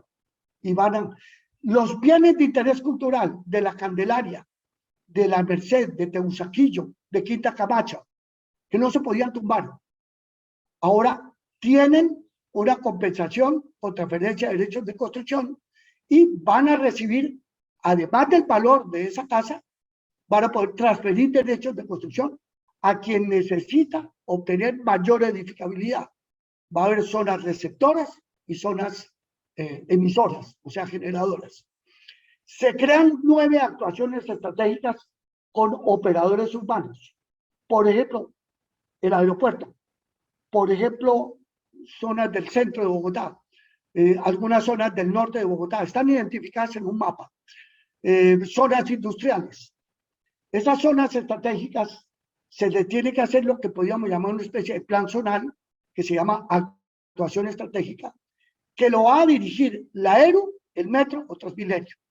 El metro alrededor de sus líneas de metro, Transmilenio alrededor de sus líneas de Transmilenio, y la ERU en cualquier parte de Bogotá. A la ERU se le ha dado la función de manejar estas 9 actuaciones estratégicas. O sea que de ahí va a depender que muchas zonas de industria se puedan volver vivienda y tener una actividad distinta. También hay un tema de que los lotes dotacionales es, por ejemplo, los clubes campestres, el country club, los lagartos, el Carmen. Si lo quieren convertir en un uso rentable, pagan unas cargas y unas edificabilidades, dejan un área muy grande de espacio público y lo pueden transformar. Puede ser que a ellos no les interese, pero muchos colegios sí lo pueden hacer. Podrían determinarse que en algún colegio que tiene mucha área disponible, por ejemplo, la Universidad de La Salle en la calle 170, en fin, hay unos que les sobra área disponible, dejan una parte dotacional y la otra parte la pueden convertir en vivienda u otros usos. Eso es un lote atractivo en este momento para constructores. Hasta el momento, esos lotes dotacionales y de equipamiento privado no se podía permitir. Un cuartel, por ejemplo, el cuartel que está aquí en la zona de Usbe, de Usaquén.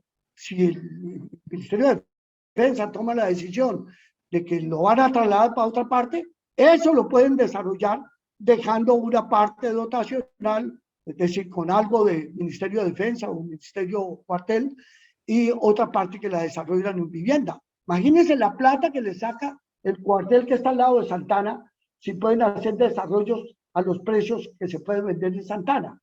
Esto no se podía hacer antes. Evidentemente, no es todas las zonas dotacionales, no son todas las zonas institucionales, hay que identificar cuáles son las que lo permitieron. Se puede aprovechar el predio remanentes de obra pública, por ejemplo, todo eso que quedó en la 30 o en los Transmilenios del 80, que eran unas culatas horribles y feas donde pusieron grafitis. Ahora se pueden abrir ventanas y comprar lotes al IDU para que se pueda aprovechar, porque si el IDU vendía un lotecito pequeño remanente de 100 metros, 200 metros, a nadie le sirve. Ahora sí se pueden aprovechar estos predios remanentes. Facilita reconocimiento de obras viejas. Hay edificios viejos del centro, edificios de colegios, de universidades, de hospitales, que para poder legalizar lo que había era muy complicado, había que hacer un PRM, plan de recuperación y manejo. Ahora hay un sistema de reconocimiento más fácil que se haría a través de una curaduría. Facilita legalización de barrios. disminuye exigencias mínimas de parqueaderos. Este es otro tema fuerte de discutir, en donde ya no hay niveles mínimos de parqueaderos, va a depender de un máximo, de algo que se tiene que pagar adicional ante el IDU, pero que todavía estamos por ver cómo lo va a reglamentar el distrito, porque esto lo puede modificar. La idea importante es que ya no tengo la gran limitante de que tengo que hacer 3 sótanos para cumplir la exigencia mínima de parqueaderos, para hacer un edificio de oficinas, por ejemplo, o un edificio de vivienda. Ahora me basta con hacer un sótano, porque no voy a hacer el mínimo exigido, porque ya no hay mínimo, hay un mínimo verdaderamente muy restringido en algunas zonas, pero no quiero entrar en esos detalles. En fin, digamos, aumentos de edificabilidad en casi toda la ciudad, 25.000 hectáreas, tanto de renovación como consolidación. En muchas de estas áreas aumentó la edificabilidad, eliminó el techo de las densidades, cambios de uso en muchas zonas, por ejemplo, industriales, y podemos ir concluyendo lo siguiente. ¿Van a subir los valores del suelo o van a bajar? Hay que revisar si el aumento de edificabilidad está compensado por nuevas cargas y obligaciones del suelo que se tiene que ceder, o pagos en dinero o obligaciones BPBs. En la mayoría de los casos, los valores del suelo en casas y lotes urbanos se van a modificar, unos hacia arriba, otros hacia abajo, y eso va a depender de las cargas y de la edificabilidad. O sea, si me subieron la edificabilidad de 6 a 8 pisos, de un índice 4 a un índice 5, y me generaron cargas, las cargas me compensan el aumento de la edificabilidad, no varió el precio del suelo. Si me dejaron la misma edificabilidad, pero me quedaron más cargas, bajó el precio del suelo. Entonces, cada caso va a depender de la UPL, que es la unidad de planeamiento local, y de las, digamos, mapas de edificabilidad que teníamos allí. O sea que tenemos una gran oportunidad para inmobiliarias, evaluadores, más porque el mercado y las licencias de construcción, según dicen los curadores, se nos van a paralizar al menos este semestre y puede que en el año 22, mientras sale reglamentación, faltan 70 reglamentos según Camacol, que tiene que sacar planeación distrital y que solo tiene 6 meses para reglamentar. Están muy ocupados sacando reglamentos en este momento en planeación. Y por supuesto, todos vamos a tener que volver a aprender, a reaprender. O sea, si entre el año 2003, que fue el POT que teníamos en el año 21, duramos 18 años utilizando un mismo POT y ya acostumbrados a las UPZ, ahora nos toca reaprender. ¿A quiénes? Pues no al propietario, sino al constructor, al arquitecto, al urbanista, al inmobiliario y al evaluador. Todos vamos a tener unos cambios importantes en esto que nos va a servir. Ahora, Bogotá va a seguir demandando vivienda, bis y no bis, oficinas y comercio. Superado este teletrabajo, va a volver a ver las comercios. Las bodegas y la industria continuarán, unas saliéndose hacia la sabana, otras reacomodándose dentro de la ciudad. Cada vez va a existir menos bis y menos BIP dentro de Bogotá y se va a ir para la sabana. Y el Bogotá futuro se va a convertir en el Bogotá de estratos 3, 4, 5 y 6, porque el 1 y el 2 lo vamos a ir expulsando. Lamentablemente así va a pasar, como pasó en Santiago de Chile, como pasó en Lima, como pasó en Buenos Aires, en San Pablo, en Ciudad de México. Cuando uno tiene una ciudad con un límite de desarrollo como Bogotá, límites 40.000 hectáreas, en donde no cabe 1 millón de viviendas más. Según los datos del DANE, según los datos de Camacol, en los próximos 12 años que dura este POT, puede durar otros 20, tendremos que hacer 1 millón de viviendas dentro de Bogotá. Pero no caben, solo caben 400 o 500.000. Todas las otras 500, ¿para dónde se van? Se van para la sabana. Entonces, de ahí que muchos de ustedes han establecido firmas inmobiliarias o sucursales en Chía, Cajicá, Mosquera, no sé, municipios de la sabana. Porque hoy Bogotá tiene 8 millones de habitantes. La tendencia es a que no va a poder recibir muchos nuevos habitantes. La renovación y la consolidación va a limitar mucho nuevas viviendas dentro de Bogotá. Pero el nuevo Bogotá va a estar fuera. Por eso se acaba de aprobar una ley de una posible área metropolitana que se demora en consolidarse, como la que tiene Bucaramanga, como la que tiene Medellín o la que tiene Pereira. Pero para allá vamos en ese sentido. Entonces, yo creería que con esto, Adriana, pues se me fueron, me pasé del tiempo, pero con mucho gusto recibimos preguntas, observaciones de todas las personas que nos están escuchando, porque yo sé que he dejado más inquietudes y preguntas, porque incluso yo también tengo todavía muchas preguntas, las tienen los curadores de Bogotá, las tienen los constructores, y poco a poco Planeación Distrital nos va a ir respondiendo poco a poco. Hoy están ocupadísimos allá, sacando reglamentación, respondiéndole a los curadores, respondiendo a derechos de petición. No va a ser fácil que en este semestre tengamos toda la claridad que quisiéramos.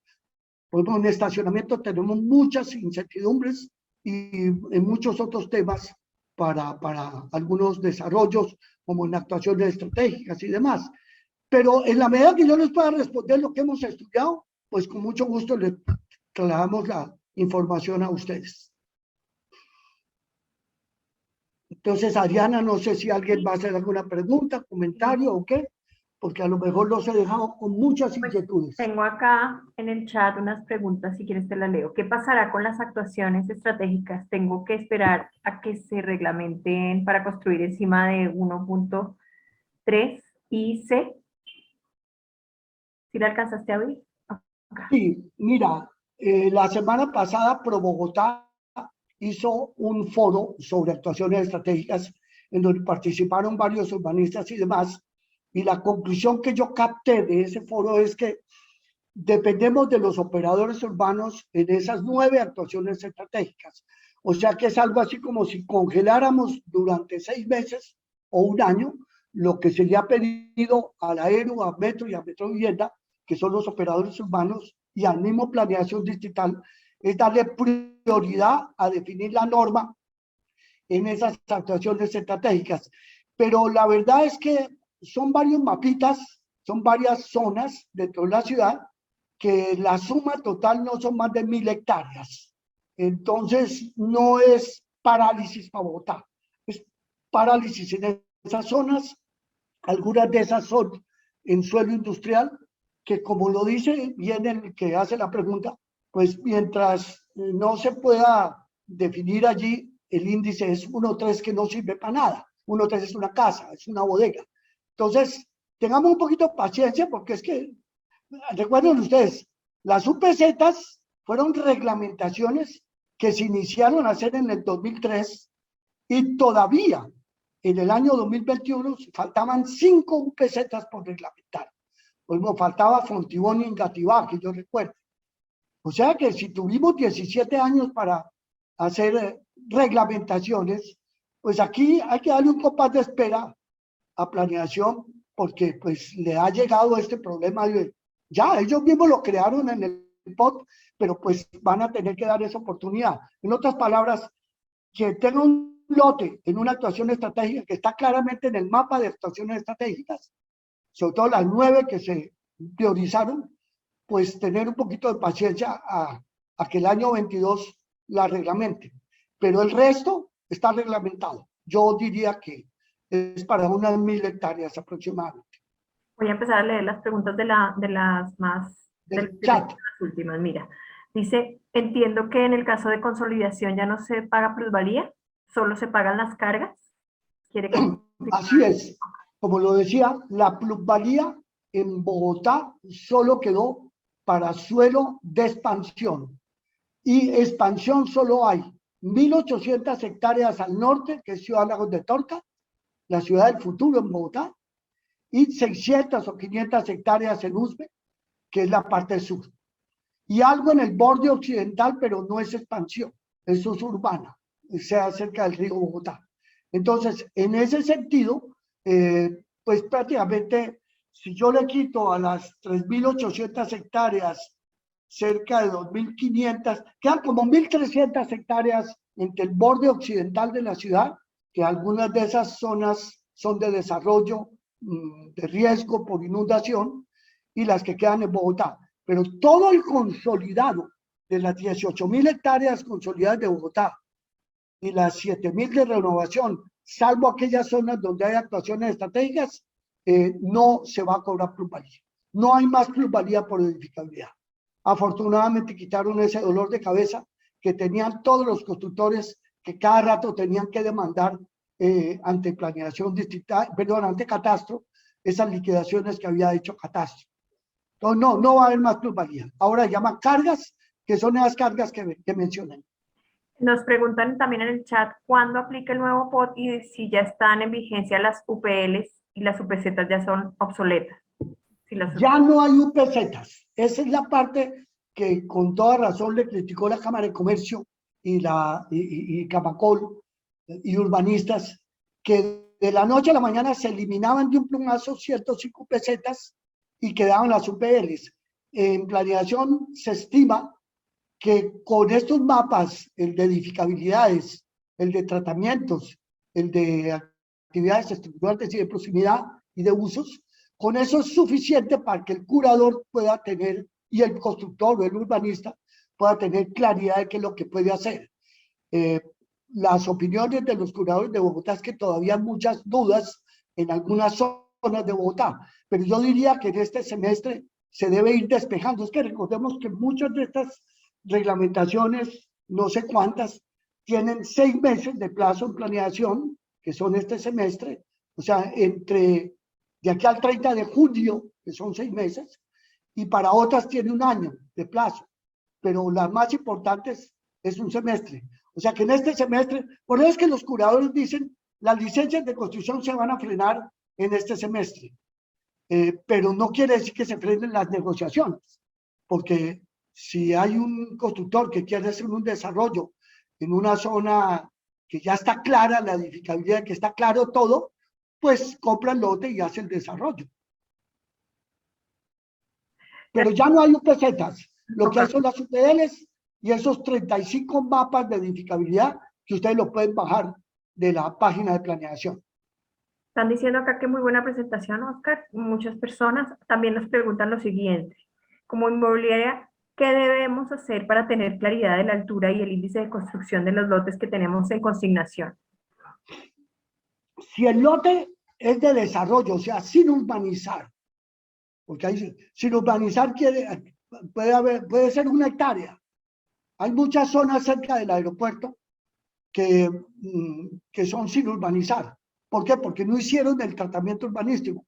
Hubo muchos desarrollos de bodegas ilegales en Puerta de Teja, por ejemplo, en la zona de Fontibón, en la zona cercana al aeropuerto, y que no se desarrolló con el cumplimiento de todos los requisitos.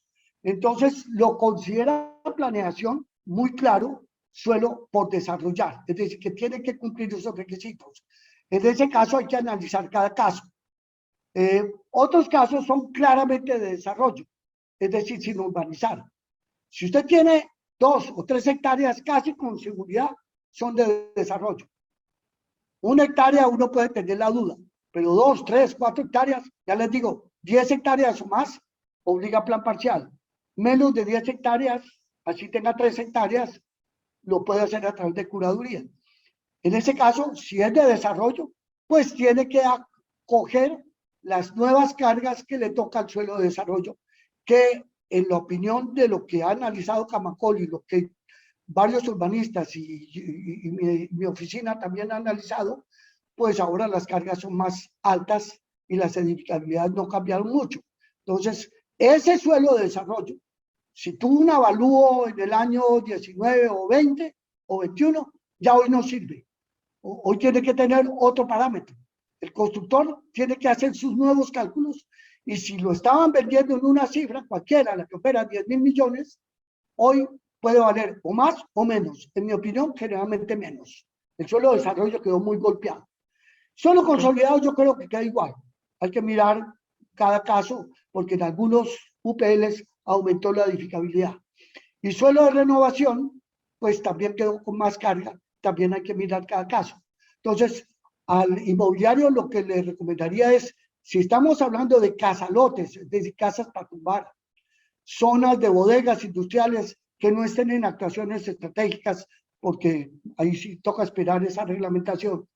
Pues la idea es entrar a mirar con el apoyo de arquitectos, urbanistas, consultar en la curaduría, pero seguramente si ustedes van a la curaduría van a encontrar que les dice sobre este tema todavía estamos esperando o reglamentación o aclaración, pero habrá muchas áreas, toda esta zona que yo les decía de Chapinero, Chicó, Santa Bárbara, Cerritos, Tercer Puente, no tiene que reglamentarse. Ya las UPLs se los definen claramente. No tendría problema. Ya hoy en día lo pueden sacar ustedes mismos. Ok, entonces, según lo que estás diciendo, ya se pueden consultar las UPLs por internet y cómo se sacan los usos del nuevo POT para un predio. ¿En internet también? Sí, ustedes se meten a la página de planeación distrital y ahí van ustedes a encontrar una parte donde se dice el nuevo POT, el POT que acaba de ser aprobado. No vayan a bajar las versiones originales, bajen el decreto 555, que es el que firmó la alcaldesa. Y al lado de ese decreto 555, ahí mismo, dentro de toda esa parte del link de planeación, pueden bajar ustedes, no sé, hay 75 mapas, pero el que tienes que bajar ustedes son el mapa de las UPLs, el mapa de tratamientos y la UPL que les interese. Pues, en la UPL, como yo les mostré, miran Chapinero la 23, entonces van y la sacan de allá.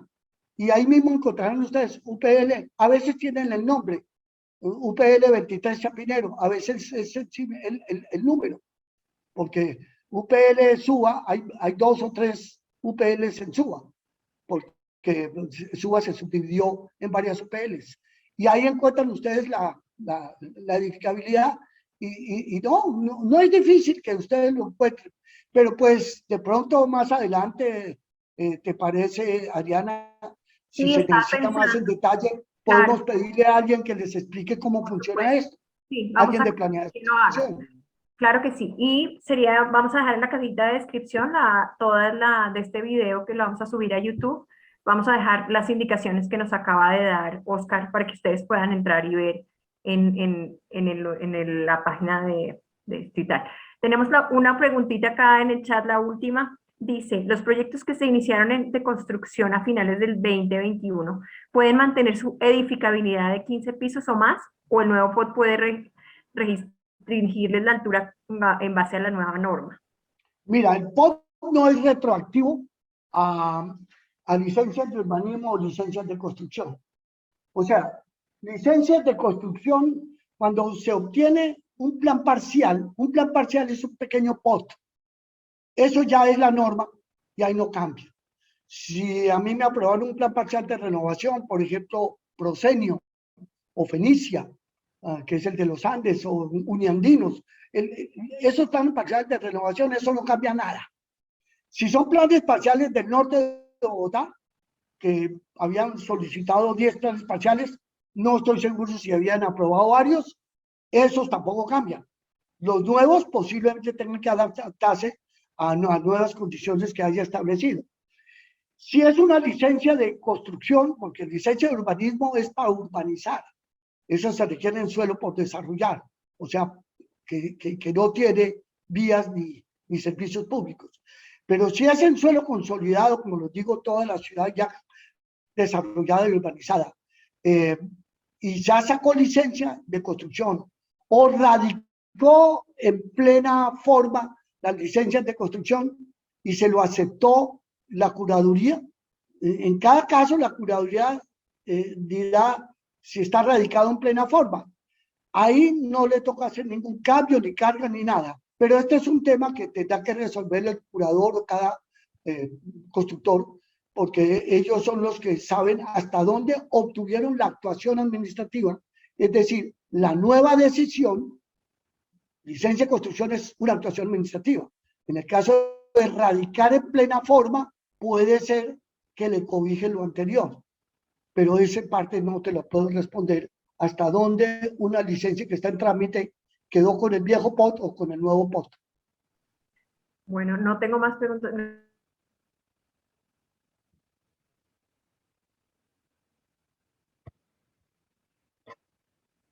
pues no sé, Adriana, yo creería que este es como un primer paso para comenzar a aprender. Estamos en el kinder del POT. De aquí para adelante necesitamos hacer transición, primero, segundo elemental, la primaria, hasta que estemos en el bachillerato del POT. Porque sí, pues tenemos que aprender, estamos todos aprendiendo, inclusive los curadores. Los que más van adelante seguramente son las curadurías y ya tienen que tener mucha claridad sobre esto. Pero pues yo diría que todas las grandes compañías constructoras internamente están cada uno estudiando qué le pasó a su lote. Y pues aquí lo que viene es qué le pasa a los lotes de la gente que son propietarios y que de esas personas sí no saben nada, que se van a acercar a ustedes como inmobiliario a decirle, ¿qué hago? Y pues el inmobiliario va a tener que decir, espere, estudiamos el tema o a ver dónde lo consultamos. Pero lo más probable es que la primer consulta tiene que ser ante la curaduría a ver qué le pasa a ese lote.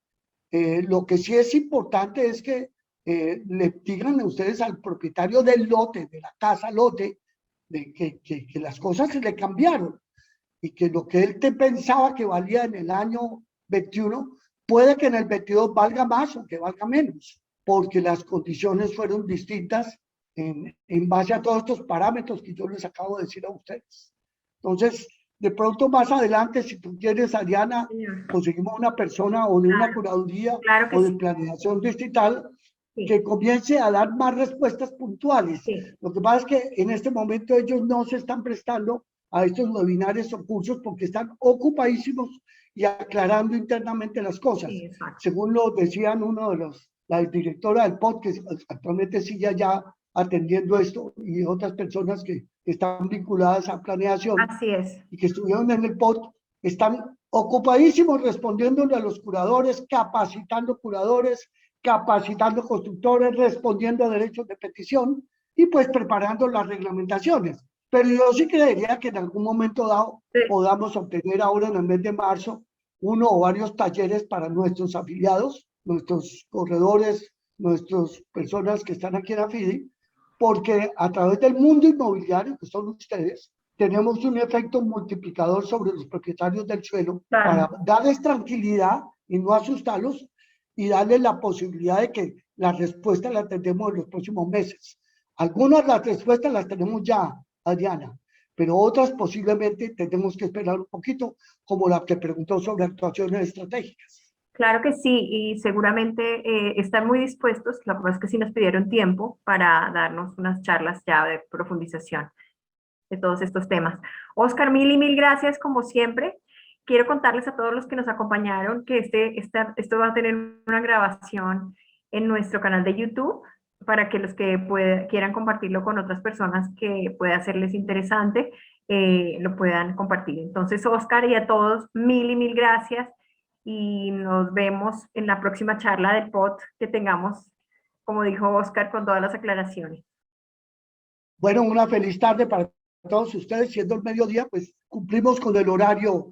Y si en algo cometí algún error, porque alguien que pueda mirar esta grabación, pues quedo supeditado a que de planeación distrital hagan las correcciones del caso o mejores urbanistas que interpreten mejor esto. Pero lo que yo les traté de transferir a ustedes es todo lo que los foros de enero y febrero hemos recibido de Camacol, de urbanistas, de Pro Bogotá, de reuniones que he tenido la oportunidad de ser invitado a empresas constructoras, a empresas urbanizadoras, a bufetes jurídicos, que todos están en este momento estudiando. La verdad es que estoy en el kinder. Estamos aprendiendo a leer. Tu humildad tan bonita, Oscar, te felicito. Y en el chat te están dando las gracias de excelente presentación. Muchas gracias, Oscar. Muy interesante, qué buena charla. Escribieron todos. Oscar, de verdad, como siempre, somos privilegiados de tenerte acá en nuestra asociación. Bueno, a todos, muchas mil gracias. y mil gracias. Hasta luego. Feliz tarde.